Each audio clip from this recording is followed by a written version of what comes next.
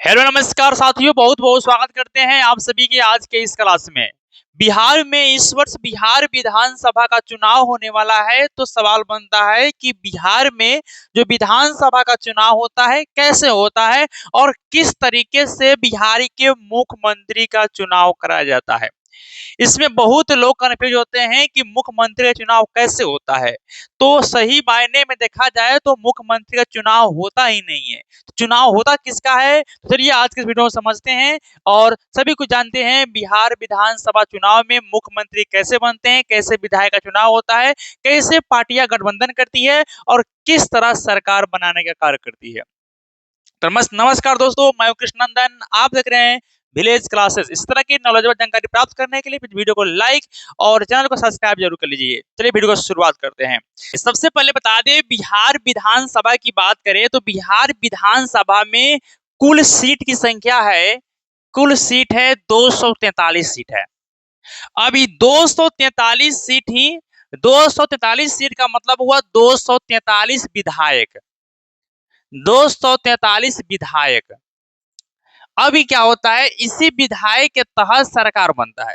सबसे पहले समय सरकार बनाने के लिए क्या चाहिए, देखिए तो सरकार बनाने के लिए जितना सीट होता है उस सीट से एक ज्यादा जिस पार्टी को वोट मिल गया, सीट मिल गया, उसकी सरकार बन जाएगा। तो मानते हैं 243 सीट है पूरे बिहार में, तो इसमें जो पार्टियां क्या होता है, इसकी आधा से एक ज्यादा, आधा से हम एक ज्यादा कर दिए जिसको मिल गया, तो आधा कितना हो गया, एक दो और मान लेते हैं यहां से दो, 122 सीट।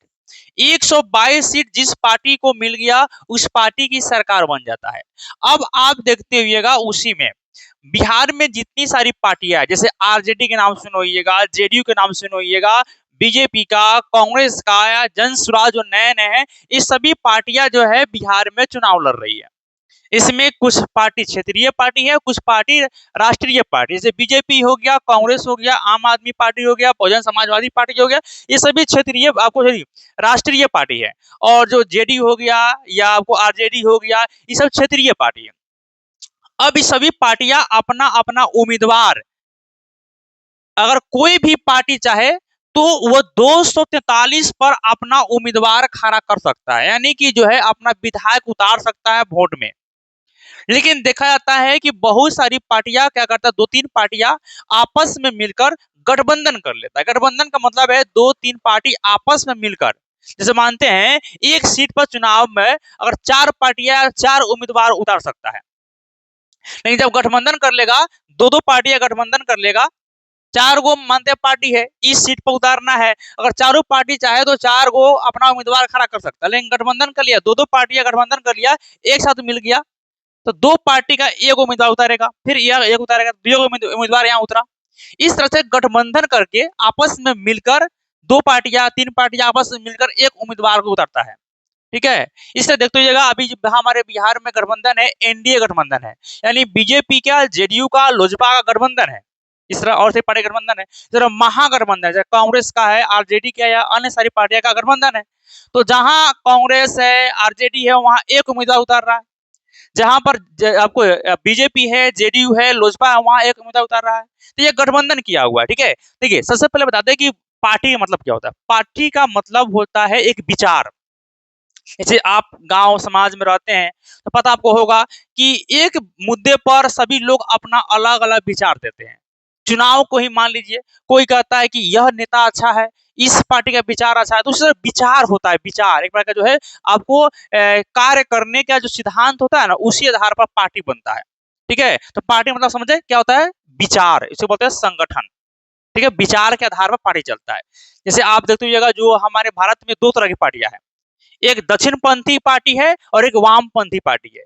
एक पार्टी जो अपना विकास करता है वह पारंपरिक तरीके से करता है, जैसे कि बीजेपी पार्टी जो हो गया पारंपरिक विकास करेगा, पुराने जो तौर तरीके उस तरह विकास करेगा। और एक जो पार्टी है समकालीन जो मुद्दे होते हैं उसको विकास करता है। ठीक है, तो सब एक तरह विचार है।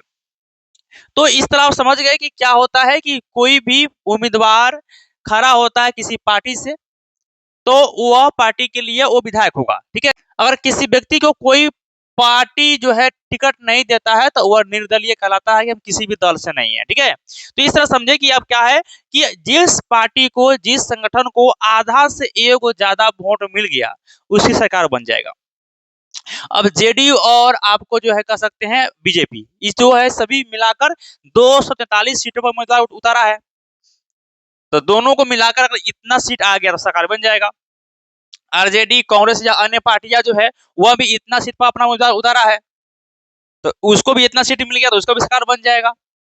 जन स्वराज पूरे 243 पर अपना उतार दिया है प्रतिनिधि, तो उसको भी इतना मिल गया था, उसको भी सरकार बन जाएगा। इस तरह सरकार बनता है। अब देखिएगा इस सरकार में आप जो है ध्यान दीजिएगा, जो हम लोग कहते हैं कि सरकार जो है मुख्यमंत्री का चुनाव है, तो ध्यान दीजिएगा मुख्यमंत्री का चुनाव जी नहीं होता है।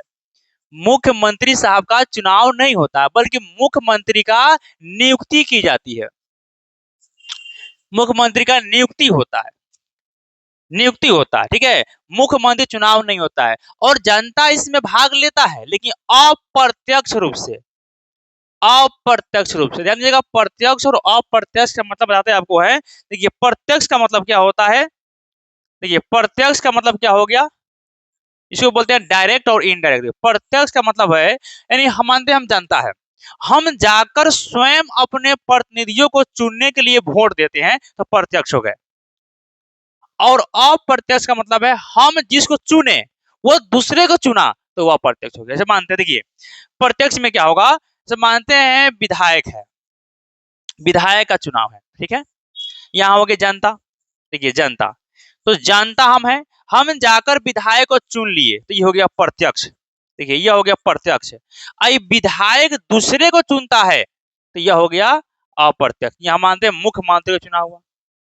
अब मुख्यमंत्री, मुख्यमंत्री तो क्या हो गया अप्रत्यक्ष, अप्रत्यक्ष। ठीक है, जनता स्वयं अपने प्रतिनिधि को चुनता है तो प्रत्यक्ष, और जनता जिस प्रतिनिधि को चुनता है वह दूसरे प्रतिनिधि को चुनता है तो यह हो गया अप्रत्यक्ष।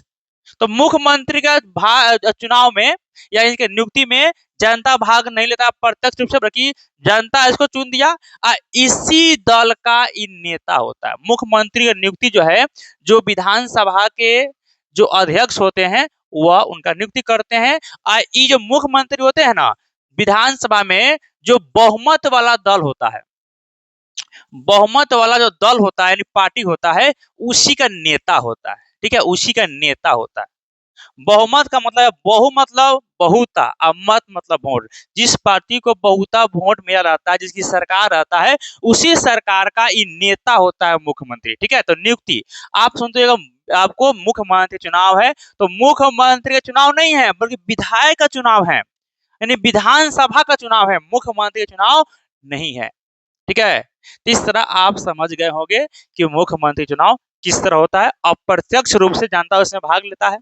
ठीक है, जनता विधायक को चुनता है, विधायक जो है मुख्यमंत्री को चुनने का काम करता है। ठीक है, इसको सब विधायक कहता है कि नहीं यह व्यक्ति हमारा नेता होना चाहिए, इसलिए विधानसभा के जो अध्यक्ष होते हैं वो उनको नियुक्ति कर देता है। ठीक है, तो इस तरह क्या होता है, चुनाव होता है। और बिहार में इस वर्ष चुनाव है, 2025 का चुनाव है। तो आप इस वर्ष 2025 से 2030 तक ले किसको बिहार का मुख्यमंत्री देखना चाहते हैं, प्लीज नीचे कमेंट बॉक्स में अपना राय जरूर दीजिएगा। चलिए फिर मिलते हैं अगले वीडियो में, देखते रहिए विलेज क्लैशेस को। धन्यवाद।